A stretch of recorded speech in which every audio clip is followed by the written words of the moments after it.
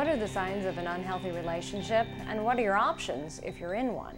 I'm Jill Horner. This is Comcast Newsmakers. With me this hour is Erin O'Hanlon. She is the coordinator of community initiatives for the Women's Center. Thanks so much for being with us. Thank you. Before we get into some of the specifics and some of the options individuals in these very difficult situations may have, talk to us a little bit about what you do as an organization.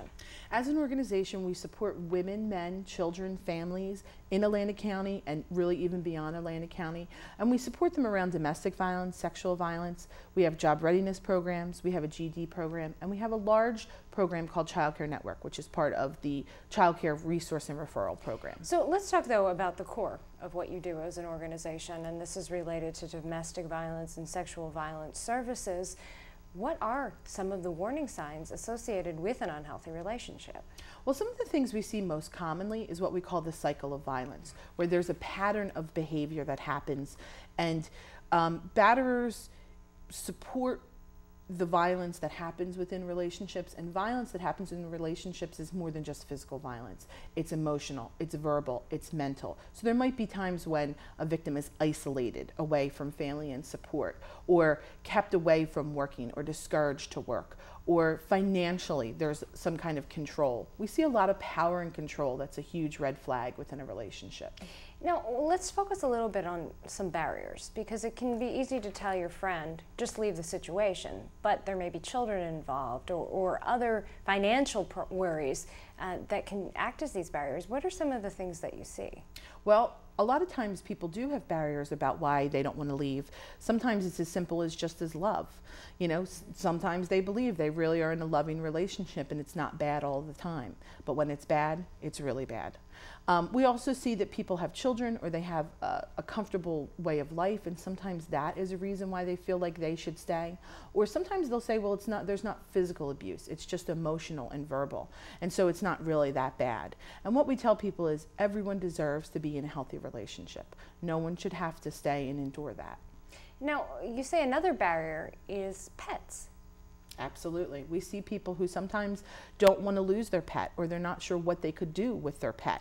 And so one of the things that we have as part of our confidential shelter is we have arrangements with the local Humane Society and the SPCA to be able to foster pets while people are in transitional living. So that removes another barrier in that instance. Absolutely. Now, you mentioned your confidential shelter. Is it a place where if a woman is leaving a dangerous domestic violence situation, she can bring her kids? Absolutely. We encourage families to come, because that's what it's really about, is about everybody being safe. And it's a lot of times what we see in terms of the confidential shelter is women and children coming in, but we support people across the board who have experienced domestic violence, men as well. They might not necessarily come into the confidential shelter, but we support them in other ways as well. You have a hotline available. We do. We have a 24-hour hotline. And when people call that number, because it can be very difficult to reach out and ask for help or have your questions answered for the first time, who picks up the phone? We have staff that are there 24 hours a day, and they're trained staff specifically to be able to talk to people about supports, about what their options are. And we're never going to force anyone to do anything they're not comfortable with. We all have to make our own decisions around that kind of stuff, but it's nice to know what kind of options are there. Restraining orders, legal things in terms of custody and support. Sometimes people come into shelter, and sometimes people go with family because they have family maybe in another area that are supportive of them being healthy. You also work on human trafficking issues. Is human trafficking a big concern in the Atlantic County area? We see human trafficking in the Atlantic County area. We see juvenile human trafficking. We see a lot of sex work human trafficking. It's something that we are working on, and we're part of a coalition called ATAC, which is the Anti-Trafficking Task Force of Atlantic County. And it's a group of law enforcement, non-governmental organizations, and social service providers who work together to end human trafficking in Atlantic County. All right, and help could just be a phone call away. Absolutely. Thanks so much, Erin. Thank you. We've been talking with Erin O'Hanlon. I'm Jill Horner for Comcast Newsmakers.